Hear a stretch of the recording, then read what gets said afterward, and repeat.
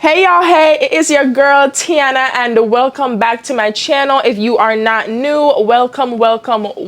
If you've never seen my face, you have no idea who I am, you don't know who's talking here now. Pretty much to keep a long story short, I'm a yapper. And I like to yap about things that I feel like we need to be yapping about and we don't yap it enough about. So it's pretty much the gist. Yeah. We are on the road to 5,000 subscribers, and it has been one of the most gratifying things just to see how this channel is growing, to see you guys' comments, the interactions, the DMs, and all that fun stuff. So let's keep growing and let's hit our goal of 5,000 subscribers. I'm so excited, and let's just jump right into the video. Let's just get into it. So why is it that we're seeing more women gravitating towards the popular content creator Nara Smith and others similar? Is it the fact that she makes these really complex things from scratch, like bubble gum, sunscreen, cereal, cough drops, Takis, Cheez-Its, and everything in between? Is it that she stepped away from what a lot of women are told to do in our society, which is climb the corporate ladder or jump into the workforce and get money, be a boss babe, and put off having kids and marriage until you've outdone every single man in that office or you've reached peak boss status? Is it that she willingly chose to step aside from what seemed to be a pretty promising and blossoming modeling career at the age of just 19 to be a stay-at-home traditional wife?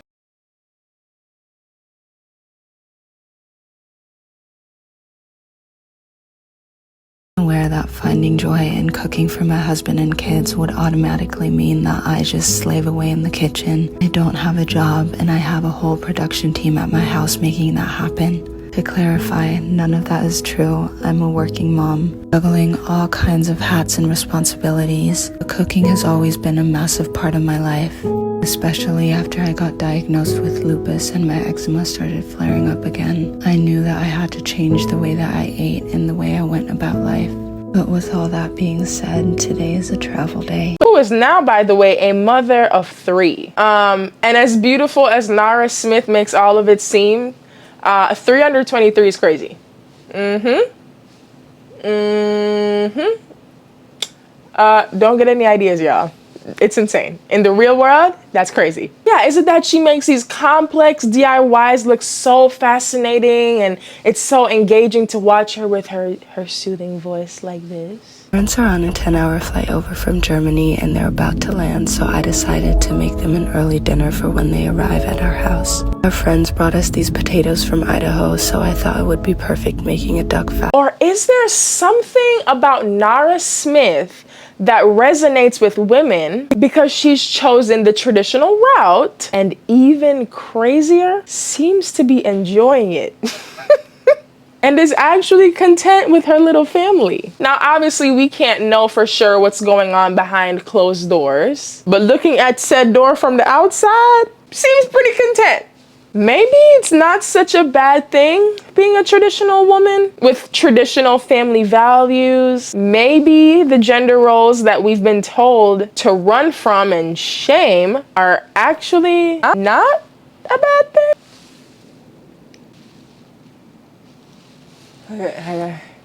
Because y'all get a little feisty. I had to duck. I ain't out. Yeah, I said it. Is it that being a traditional woman and subscribing to those gender roles is not a bad thing?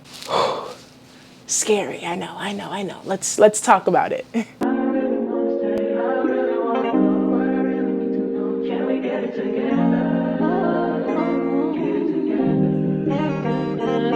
Nara Smith has taken social media by storm with her impressive homemade meals, often making everything from scratch except fire, earth, air, and water. And y'all, when I say took social media by storm, I mean like category 5. Every video on every platform that Nara is on has millions of views. Her average video gets 15 million views. Now, Nara and her husband, who's also a model, Mr. Lucky Blue Smith, you know, they're this appealing couple, stunning couple, beautiful couple, both very attractive people. And because of that, they're often featured in different magazines. And one of their most recent campaigns was actually one with Calvin Klein.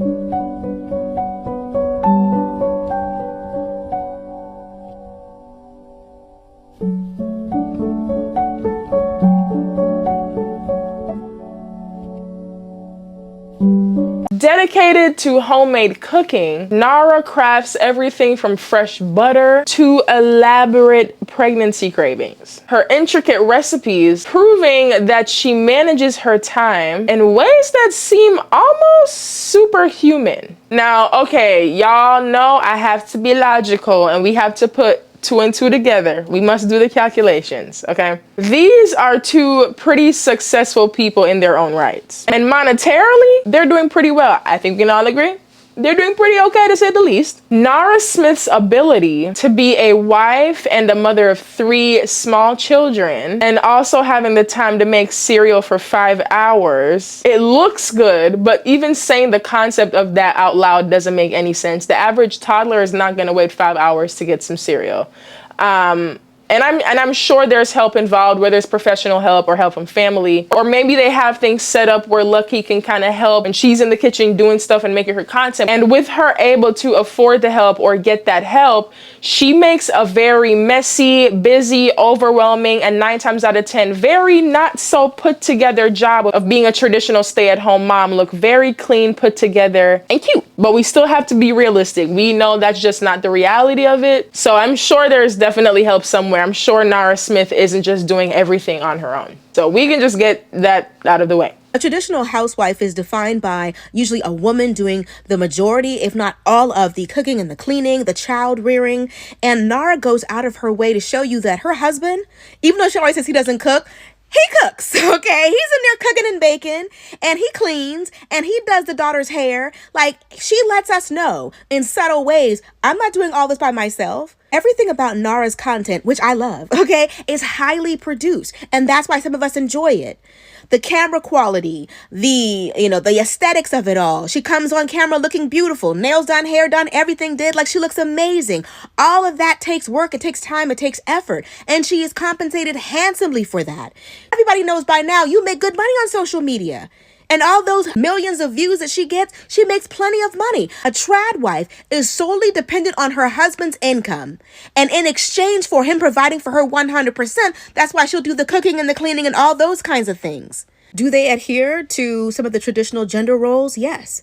But Nara Smith isn't doing all the cooking. She isn't doing all the cleaning. She isn't doing all the child rearing. And her husband isn't earning all the money. But Nara's engaging content continues to challenge traditional norms, which sets her apart in the influencer world. According to the Pew Research Center, about 27% of mothers in the US are stay-at-home parents. Now, that 27% to you and I, it's not a big deal in 2024 because women not subscribing to that stay-at-home role, it's actually the expectation and the more common practice. But let me break it down by the decades so we can fully grasp just how dramatic of a number 27% is from a historic perspective. So from the 1920s to the 1950s, the percentage of stay-at-home moms was very high. I mean, like 70s to 80% high. The traditional role of women was largely domestic and the men were the breadwinners. That was common practice. In the 1960s, the percentage began to decline as the second wave of feminism encouraged women to join the workforce. In the 1960s, about 60% of children lived with a stay-at-home mom. Now, the 1970s to the 1980s, the number continued to decline. This was driven by the increase of women actually joining the workforce, and by the 1980s, only about 40% of children had stay-at-home moms. Now, in the 1990s, the decline continued, but it started to stabilize somewhat a little bit. Now, from the 1990s to like the 2010s, around 32% of children actually had a stay-at-home mom. Around the 2010s, that 32% dropped to about 29%. So it's been pretty consistent from like the 90s to the 2010s. And still to this day, like I just said earlier, we're at a 27%. That number has still remained in the 20s, in the 2020s. Now, we can't talk about traditional roles and gender roles and traditional stay-at-home moms and wives without diving into feminism. Feminism has been a positive force for change, pushing for equal rights and opportunities for women. However, as the movement evolved, it also started to challenge the traditional roles that many women held for centuries. First wave focused on basic rights like voting and property ownership. The second wave, during the 1960s and 70s, addressed more workplace equality and reproductive rights. The third wave of feminism, which began in the 1990s, brought significant cultural and societal changes. While it promoted diversity and individuality, it also introduced some negative aspects that we oftentimes do not like to address, because the idea of feminism, it can be a positive thing, but there's also some negative sides to it, and we have to be honest about that. This might piss some people off, but I just want to take a moment and say, thank goodness that so many of us are waking up to the fact that modern day feminism is a literal scam meant to disconnect and separate and isolate women from one another. And not only from one another, but from the natural ways of living. Like, this shit literally goes against nature. Modern day feminism says that women should be out in the workforce working 40+ hour weeks while their children stay at home with a caretaker, that they immediately get put in the school system from age 5 and stay until they're 18, if not older if they go to college. And that while women have 4 phases of their cycle that give them extremely different hormone levels and energy levels, that they should be doing the exact same routine every day, every week, and every month. I'm sorry, but that. Like, I am down for the boss babe shit. I am building 2 businesses right now. I think women should be running their own empires if that's what they want. But it can be done the feminine way. Women are meant to be provided for so they can stay home and take care of their children and be the actual parent to their child. They're supposed to rest during their moon cycle. They're supposed to frolic around naked and connect to their bodies and connect to the earth and be the caretaker. They're not meant to be in hustle all the time. They're not meant to be in doing mode all the time. We're meant to be. And we're meant to be in community, surrounded by other women, letting them support our children as well. Being in community vibes is essential. And what does modern day feminism do? Separates us from that as well, turns women against each other as competitors instead of allies, and makes us work until we're too tired to function, amongst so many other tragic things. So if you're still stuck in that modern day feminism trap, let me just tell you that you deserve to be rich, you deserve to be your own boss, you deserve to do all of the things a man does too, but there is a unique way that you're meant to do it that is separate on a physiological and biological level from how a man is supposed to do it. And learning to embrace that is learning to embrace your true nature. We've gotten to a point in society where women are actually shamed for expressing their desire for traditional roles rather than feminism's idea of what women should be doing instead. The third wave has led to a situation where the louder voices, and I say louder voices because it's not all feminists that believe that it's bad if women want to subscribe to that traditional role. It's not all of them. It's not all feminists at all. So I'm just saying the louder voices, they shame or they look down on women for making that choice and for choosing traditional paths, ignoring the fact that feminism, which is what it was in the beginning, was ultimately about giving women the right and freedom to choose. I think these younger generations have really, really good BS detectors. So on its face, feminism sounds great, right? Equality for all and girls supporting girls. That sounds so beautiful. But the second you kind of test that out, you very quickly find that it has just become a total facade. If I'm putting on makeup for my husband to come home from work, or if I'm cooking for him, they get upset. They don't like that. Like, whoever the head of PR is for feminism needs to be fired. They are doing a horrible job because almost all of their representatives who are outspoken, they just seem so miserable, so hateful, so bitter. It doesn't look fun at all. Nothing about that sounds appealing. I think that's why we're starting to see the like Tradwife stuff on TikTok, is because people are so sick of the other side, like so done with the angry, man-hating, like putting women down. Ugh, it's boring, it's old, we're done with it. But does striving for equality mean denying our biological tendencies?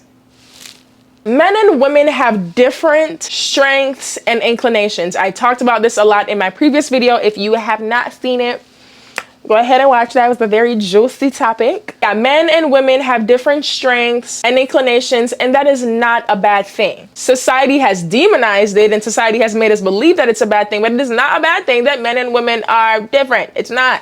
But society has often demonized the idea of not being equal in every single aspect. But are we going against our nature by doing so? For many women, the biological drive to nurture and care for their families, it's strong. And as we age, these tendencies heighten and become more pronounced. Research in evolutionary biology suggests that men and women have developed different skills and inclinations over time. It's not a myth, it's a fact. Men and women are good at different things. We thrive at different things. We're bad at different things. We have weaknesses in different areas. I feel like why is that a bad thing? But let's dive a little bit deeper in those differences, because I feel like we always hear, men are stronger, women are nicer, men are rude, women are, like we always hear the physical stuff, but let's actually talk about those intrinsic differences that I feel like we don't talk about enough and we don't stress enough, because we are different beings, and it's not just about the outward differences, it's about the inward differences as well. So let's dive into that. Women are often the spiritual protectors and emotional fences for our families. We have the ability to perceive people different and sense different vibes. A woman's ability to know when something might be wrong with her child or with her husband, often based off just a feeling, is significant. Did you see the interview with Bill Gates' ex-wife? And she was being asked about, hey, so Melinda, we've read and you've expressed that one of the reasons why, the marriage didn't work out is the close relationship Bill had with Jeffrey. Mm-hmm. Was that one of the reasons? She says, yes, it was one of the reasons. You haven't seen this? No, she said yes. She said that was one of the main minutes. Yeah. And then she says, she continues, she says, what was it that upset you about him? Is it the fact that he had one too many visits to the island? She pauses. She says, yes, but those are questions you're going to have to ask him. Yep. So guess what they do? Answer. They ask him. Believe can sense a bad dude like that. That's they crazy. Can feel it. My mother's amazing at that. My mother, I'm telling you, has antenna. My mother has saved my dad from going into business deals.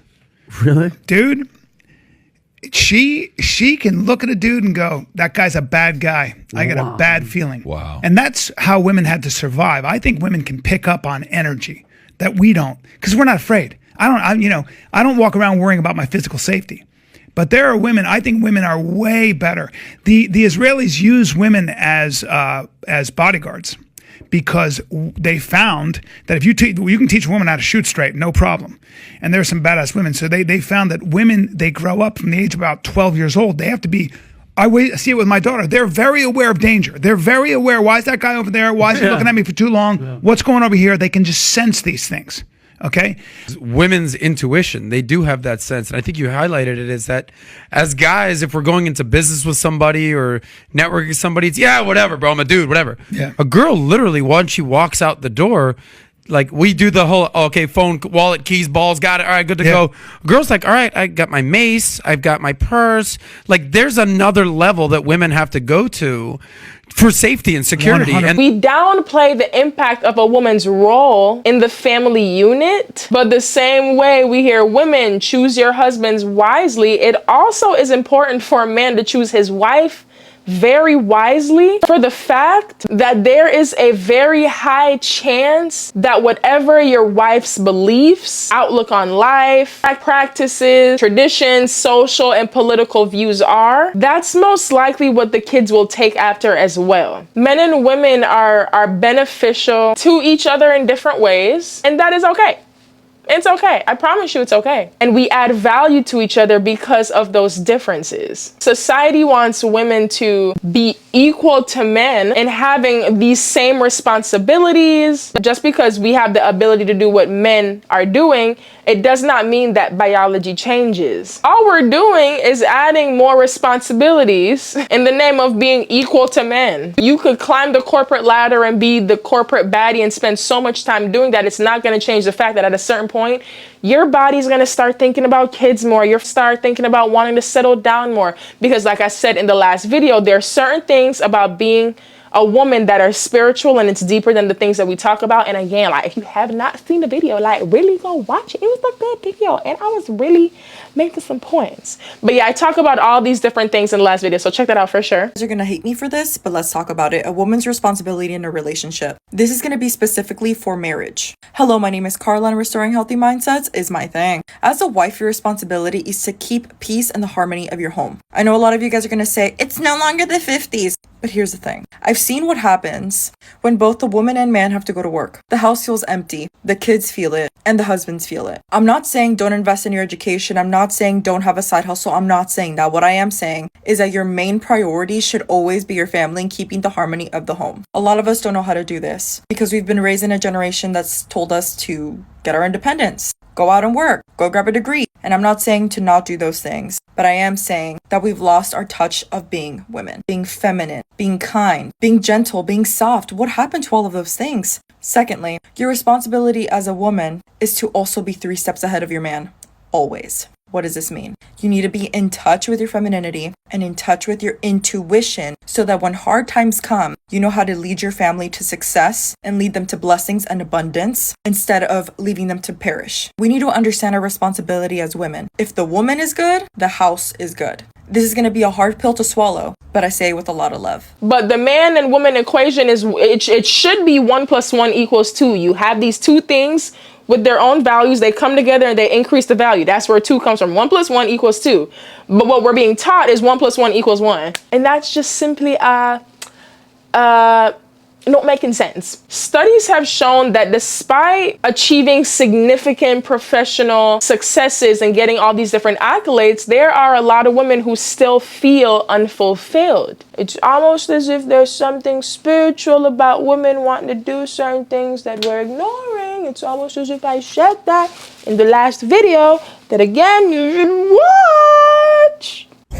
Man, I feel lied to by the culture. But I'm gonna take full responsibility there, man. I fell for it. I fell for the boss bitch, the like I could do everything by myself, that hyper independent bullshit. And I'm 31 now and I still don't have kids. I still don't have a family. I was focused on trying to get after the bag and all this. Yo, what? I'm in a place now in my life where I'm reevaluating everything. My values, my perspectives, what I really want in the future. And what I really want is a family. I feel like social media or just everything around us, society in general, wants to push that the woman is the future. No, the family is the future. Independent financially and all those things, and I kind of pursued my career for a really long time. I pursued my academics for a really long time. I really appreciate all of that, but I think as you get older you realize how unfulfilling all of those things are, and when you're sold that dream for a really long time, you're so convinced that that can't wait, and you're so convinced that marriage, kids, and becoming all of those things that are more traditional can wait, when really biologically it's the other way around. So for me, I would say it's been a mistake. Profits they make in the margins of poetry.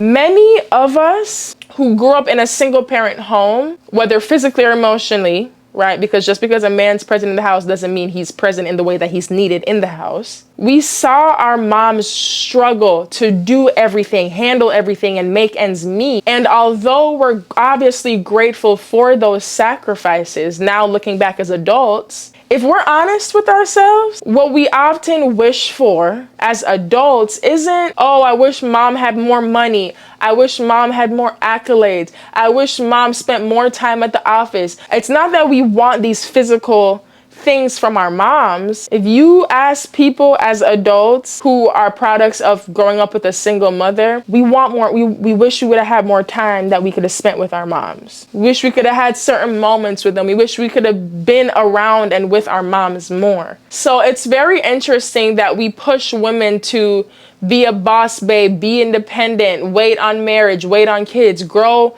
in your career, grow, corporate ladder, climb, do all these things. But the people being directly affected, which are the kids, they don't even wish for that.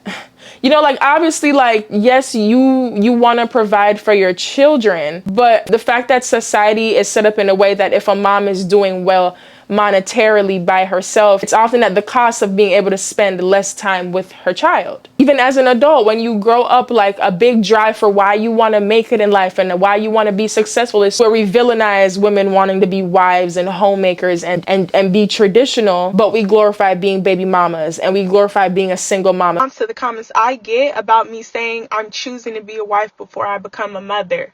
When I tell you I've been smiling in my FYP page, because lately I've been seeing so many young, beautiful girls pop up on my For You page, knowing their worth and knowing that they deserve to be married before giving a man a child. It's 2023 and the weak talking points of there not being 100% guarantees in marriage, let it go. There's no 100% guarantee in anything that you choose to do in life. Yet you still been participating in life. You do realize you could leave out of your house today and literally lose your life, right? You could walk down the street, get hit by a car. You get in your car, get in a car accident that ends up in you being unalived. You could be walking down the street and be in a shootout and be a target that wasn't meant to get hit.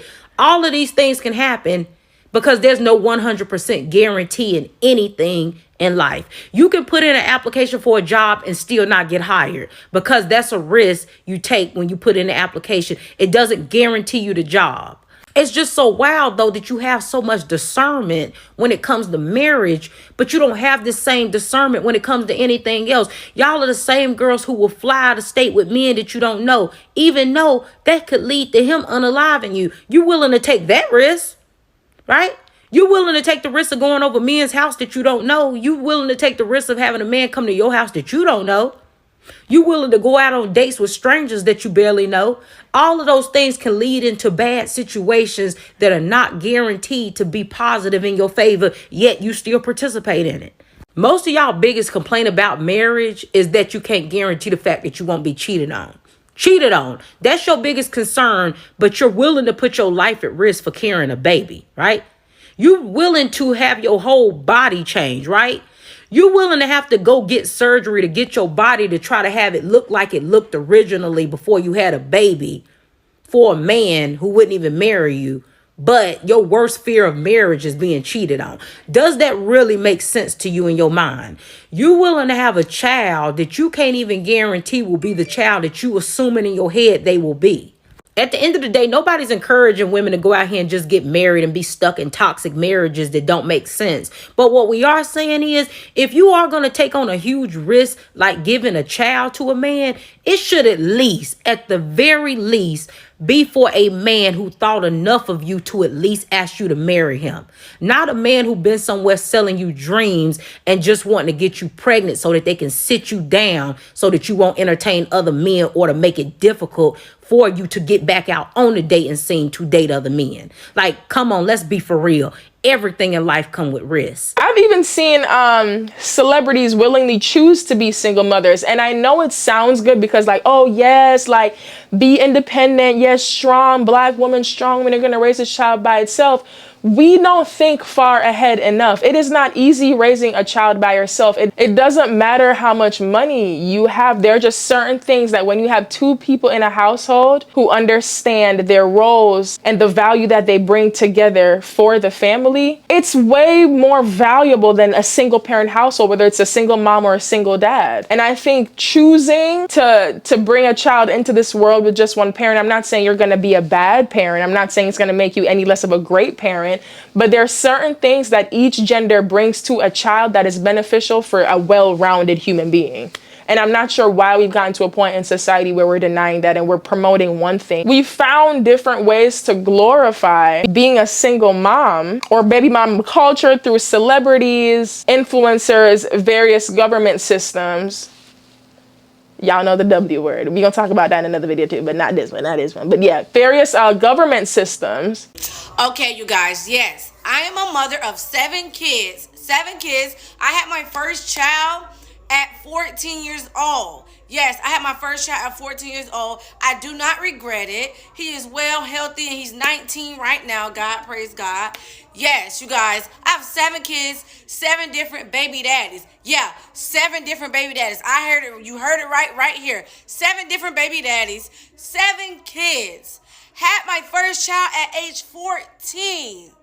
Yes, and I do receive 3,000 in EBT food stamps. But the women who say, yeah, I want to be a wife, I want to get married, I want to take care of my kids, they're villains. Oh, they're dumb. Oh, they're slow. Oh, they must hate themselves. I don't want to say love is a lie, but the whole idea of love has been weaponized against women in order to get us to provide labor for free or without any kind of recognition or acknowledgement. Like if someone's a chef and they cook food for people, that's a job and they're compensated for it and they're appreciated for it.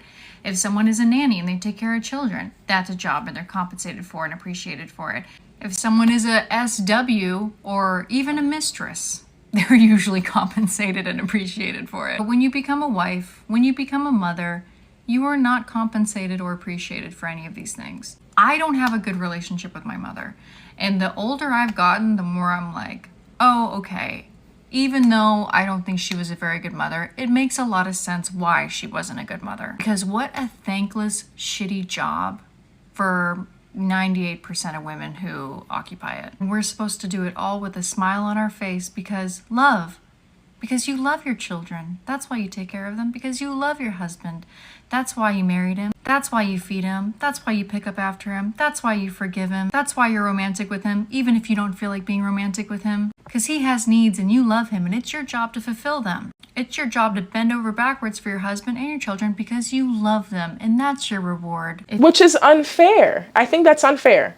Radical feminism has become so loud that we're not even listening to the entirety of what other women want. It's not all feminists, but the louder group that says, oh no, how could you want to settle down and how could you not want to go through that phase and sexual liberation and do all these things and not subscribe to the patriarchy are the same women that if asked, they cannot even define what a woman is. We're not listening to each other anymore. A woman who can't just honestly say, yeah, a woman is a biological adult human female, and just define a basic word that does not have a complex definition is not a woman that I want to be speaking for me on my behalf. Not all feminists are like this.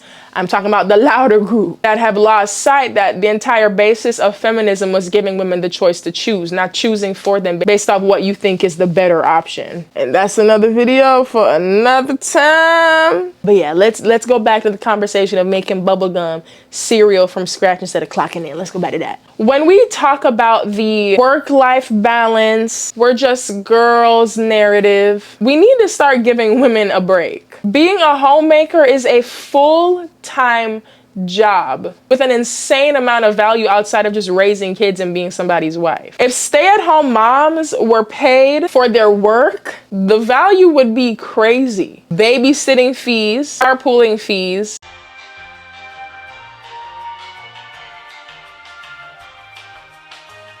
chef fees, cleaning fees, nanny fees, financing fees, account management fees, because sometimes moms also handle the finances at home, taxes, all these different fees. The monetary value, according to a 2019 study by salary.com, the average stay-at-home mom would earn a salary of over $178,000 annually if paid for all her duties. Although I don't believe that we should shun and villainize those women who do want to subscribe to traditional gender roles, being a stay-at-home mom, being a housewife, we also have to acknowledge the experiences of other women who did subscribe to this narrative and who ended up getting the shorter end of that stick.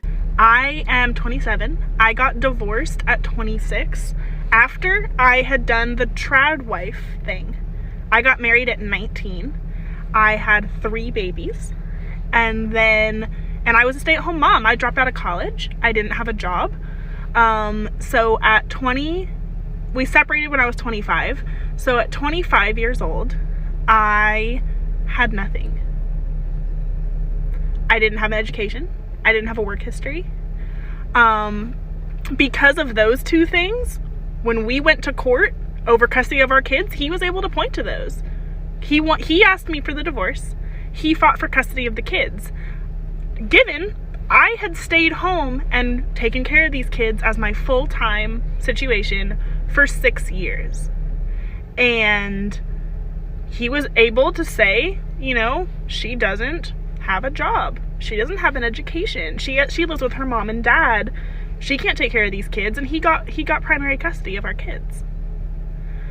And so every video that I see now of trad wives, and people idealizing this lifestyle, it makes my heart break. It like hits a chord with me because I did everything right. I did all the things you were supposed to do. Stay home and raise your babies and do all of that.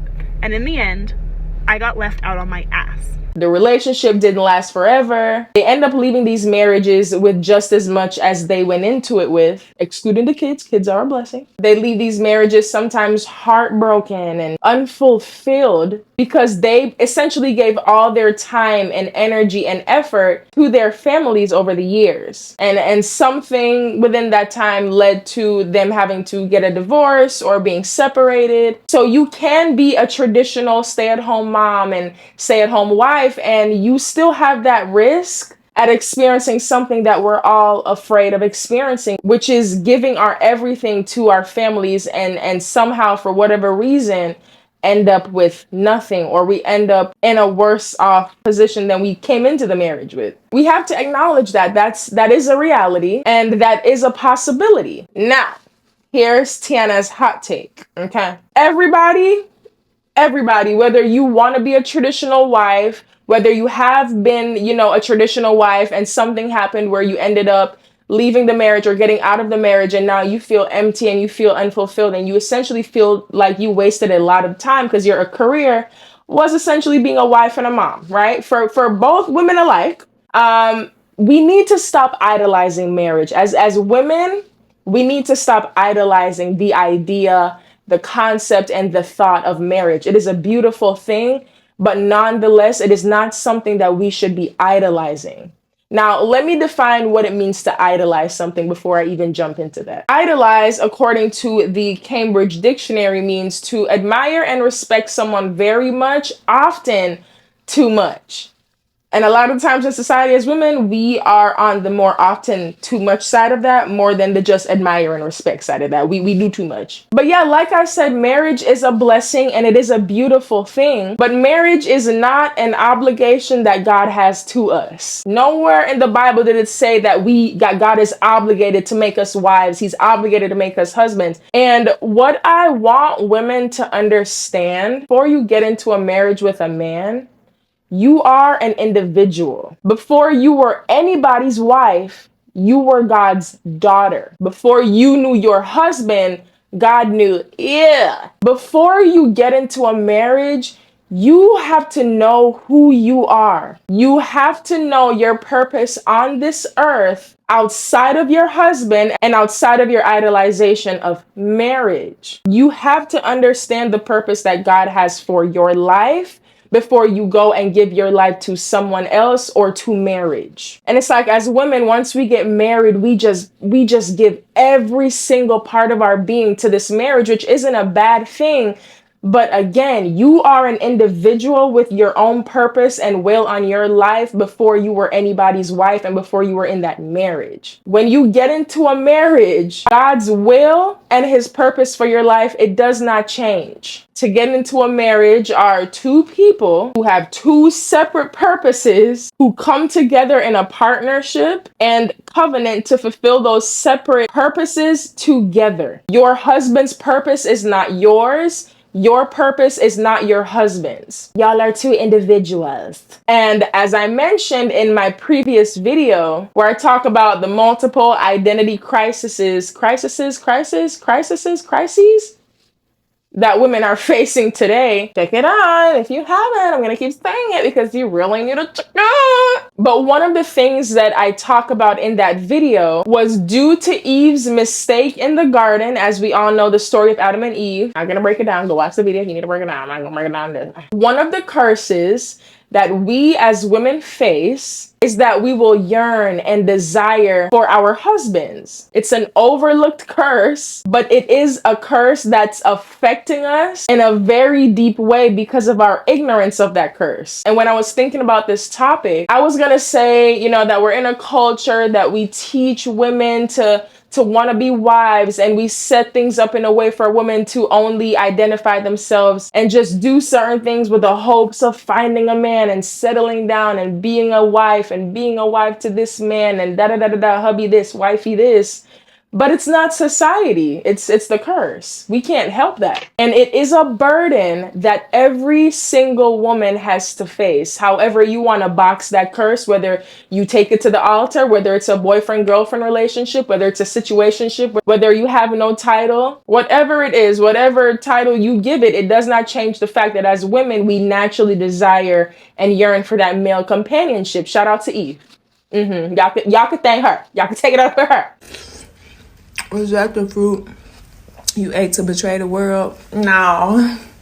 Good guess, though. Good guess. But it's up to us to understand ourselves and our purpose from the Creator, from God. And the reason I'm saying this and how this all ties into marriage, because I know I be yapping. I know. But the reason why I'm saying this is because if we understood who we were individually, then we would also understand that we are whole, that you are a whole human being. You are purposeful. Everything about you was intentional, and you were created with exact and a very unique precision. Even when you're not in a relationship, you are still this human being with a purpose that God has for your life outside of a man.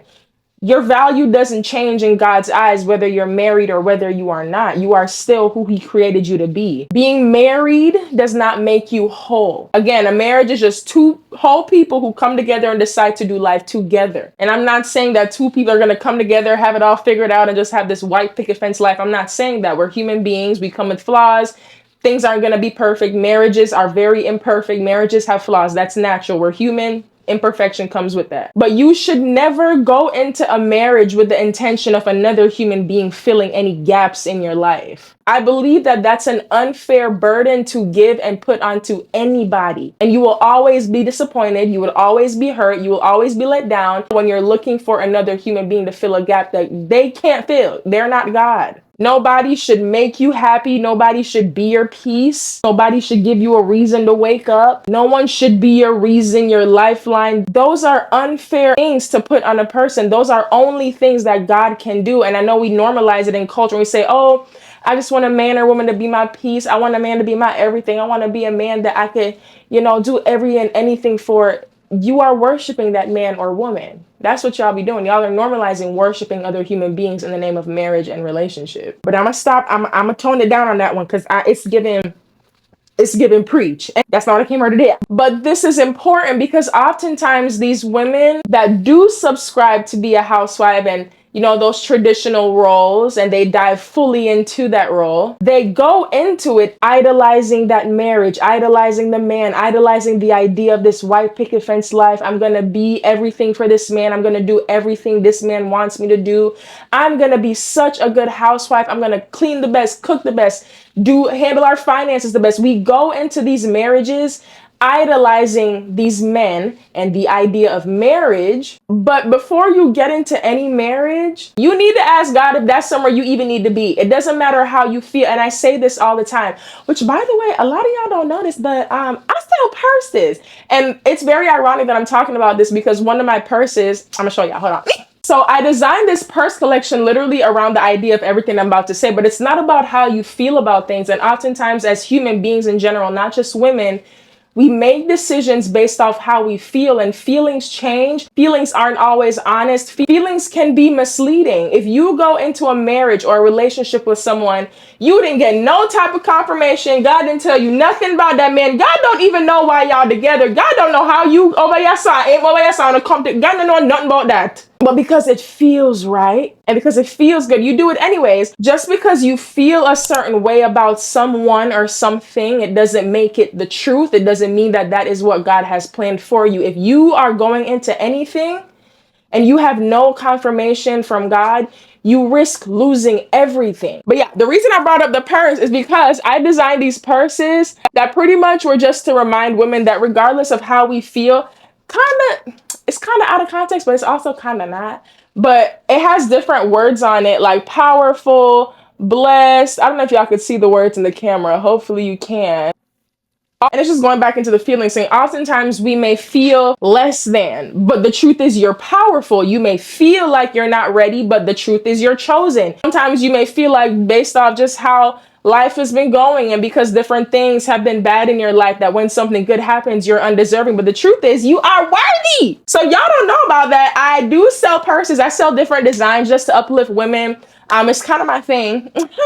And it comes in different purses and stuff. So if you don't know about that, go ahead and check out my website. Very tea. But back into the video. I just had to put that out there because we're talking about, you know, feelings. And I created this bag to remind women it's sometimes not about how you feel, but to know the truth about who you are. You know what I'm saying? Like the truth about who you are don't line up with how you feel about yourself in a certain time. So check it out. Yeah. But back to what we're saying, before you go into any marriage or relationship with someone, y'all need to get confirmation from God. We always jump into things with our own expectations, our own intentions, our own goals, our own ideas, our own plans. And then when we do this by ourselves and we've been doing our own thing like this and the car starts to get off the road, y'all trying to use God as a spare tire the whole time he was supposed to be that wheel.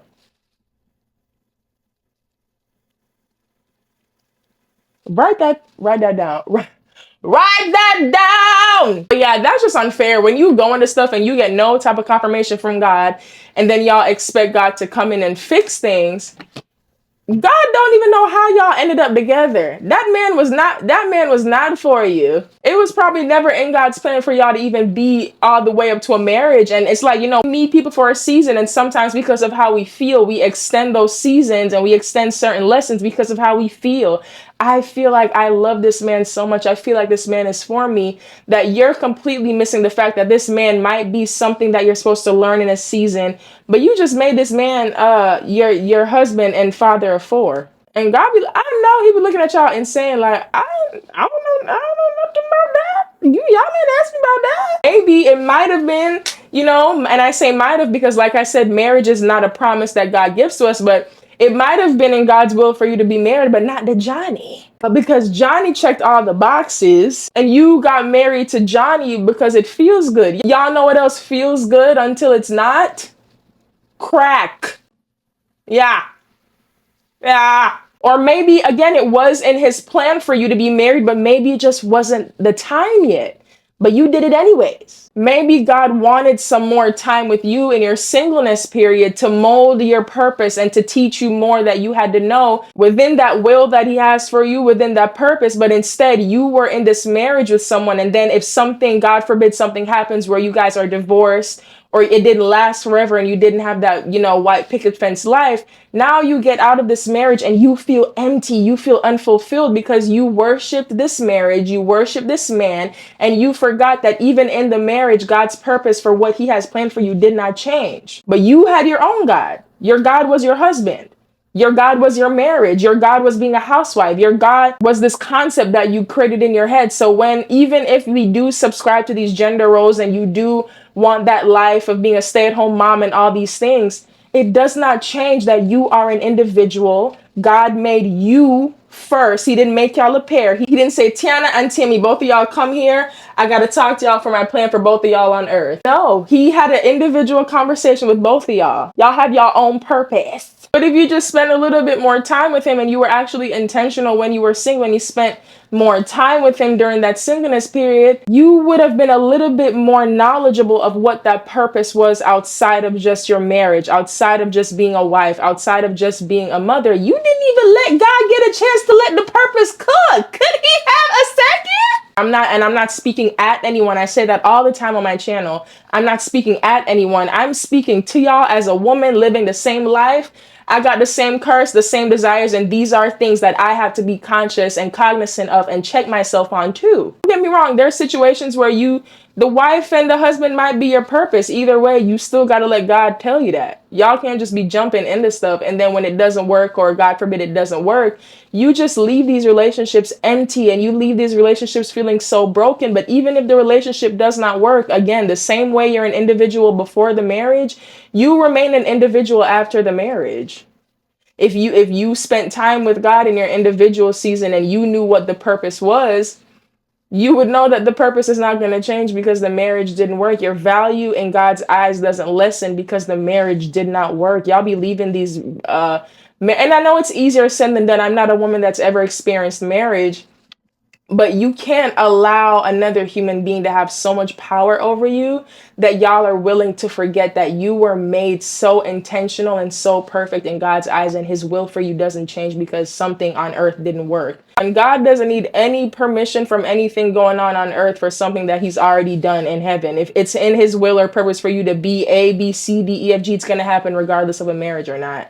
And y'all would have known, okay. Yeah, y'all have to be willing to wait on God's timing for as long as that take. Them 3 month, 6 month, 9 month, 12 month, I made him wait rules. Yeah, God does not care. I don't know who's going to, I hate to say it. I don't think he cares. No, I don't. Because what that is you trying to put a time limit on God. You're giving God X amount of months to let you know if this man's for you or not. Y'all are insane. I know God be getting them little 3 month, 6 month letter rules. He be, oh my God, she sent me a 3 month rule. She even, my daughter's cursive is so cute. She even got a little heart on his name. Aw. Go ahead and put this in the back with the rest of them. Thank y'all. Y'all waiting 6 months before you started being sexual is not a sign from God. He is in the military. He was stationed away for 5 months and 29 days in Milwaukee. Y'all are not serious. Y'all are not serious. No, I don't believe y'all are serious. It's giving the same vibe as those passwords that y'all are setting up with God on TikTok. Mm-hmm.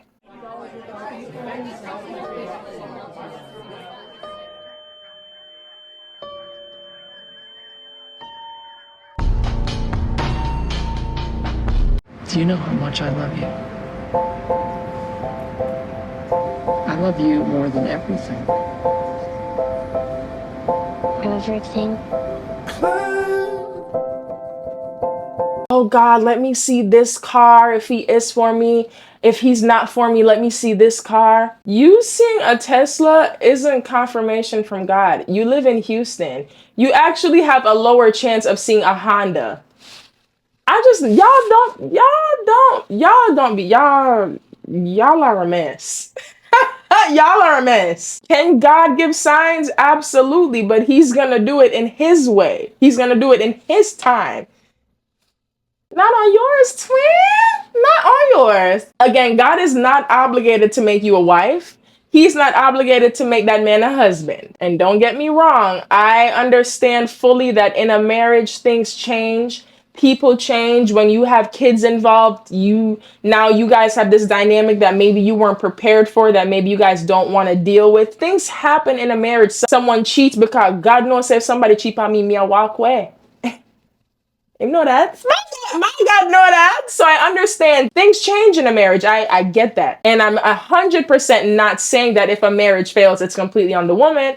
I'm not saying that. I'm not saying y'all were saying I was saying that, but in case y'all were thinking I was saying that, I got to clarify, because the girls reach. So I just got to clarify. I'm not saying that if something happens, it was on the woman. She didn't pray hard enough. She didn't get, I'm not saying that. Again, things change, people change, stuff happens. It is not completely on the woman if something fails within a marriage. A marriage is a partnership. It's on both people to make it work. But what I am saying, if more of us, if more women, and if more of us were genuinely more content with simply just being God's daughters, as we are to finding that same contentment as being a man's wife, I do believe things would be a lot different. Yes, I said it. I do believe so. And like I said, things definitely happen that cause separation and divorce. But as I said before, if you knew and if you genuinely believed who God says you are in his eyes as his daughter, you are not going to leave a marriage feeling empty and unfulfilled and like you have no more reason to live. Because again, your purpose does not change. Am I saying that you don't go through the natural heartbreak and the pains of divorce? Yes, it's not an easy process to go through. But again, it's that truth versus feelings. Just because you feel a certain type of way, it doesn't mean it's the truth. Although you feel a certain type of way because you're now going through a divorce or you're going through a separation with someone, it does not change the fact that you still are who God says that you are. That doesn't change because something didn't work out with a man. Divorce, God doesn't like it. But it's not the end all be all. There's no reason you should lose your faith in God and your faith in love and your faith in all these things because it did not work out. Like I said, you were God's daughter before you were anybody's wife. And he knew you before that man knew you. So yeah, just I think another thing to take out of this is like when you are single, ladies, again, I talked about it in the last video. Being single, it's not just about sexual liberation and being outside and giving yourself to all these different people and exploring all these different bodies and going into places you ain't got no business being in and exploring. And when I say exploring, I do not mean going to Jamaica or going to Punta Cana or going to the Dominican Republic. I'm talking about exploring to that man's house. That's what I'm talking about. Not pointing the finger. I am not in no position to judge or point the finger at anybody because I'm speaking from a place of like, girl, I know. I know. That's why I'm able to talk to y'all because I know. I do know. But yeah, if we are more intentional as women about our singleness phase and we spend that time being close to God and understanding his purpose for us, that would probably mean that being that we're so close to God and we're so in him, then whichever man God has planned for you has to go through him to get to you. It's giving preach. I feel like that's how crazy we need to be for God when we're single. Be so locked in on God and being so locked in on understanding what our purpose is and getting to know him and getting to know who we are through him, that a man can't get to you unless he gets to God and God gives him permission and both of y'all permission to come together. I bet you the marriage won't end then.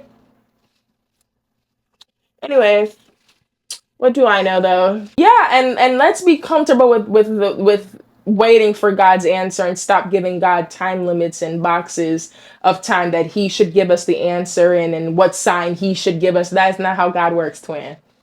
Let's stop being deluded. But yeah, that's just my little spiel on that. Let's get to know ourselves before we obsess over being married to anybody, gender roles or not, traditional or not.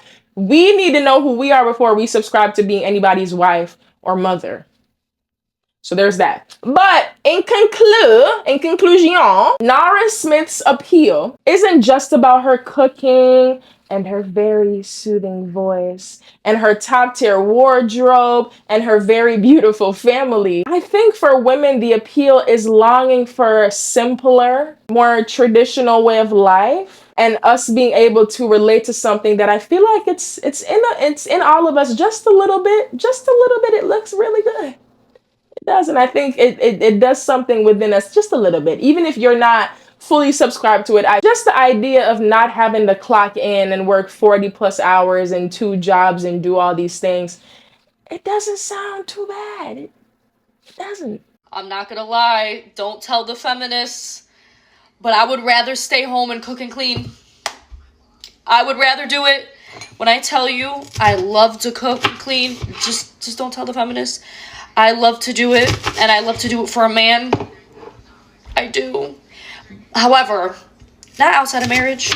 Absolutely not. That sounds like hell. Nara Smith and content creators like her, they are just reminders that traditional roles, while they are different and kind of foreign to Gen Z, it is an equally valuable role and beneficial role. And it should be celebrated. If that's what women want to do, I feel like that's not a bad thing. Let's not shame women for choosing the path that feels right for them, whether it is pursuing a career or just embracing the role of being a homemaker.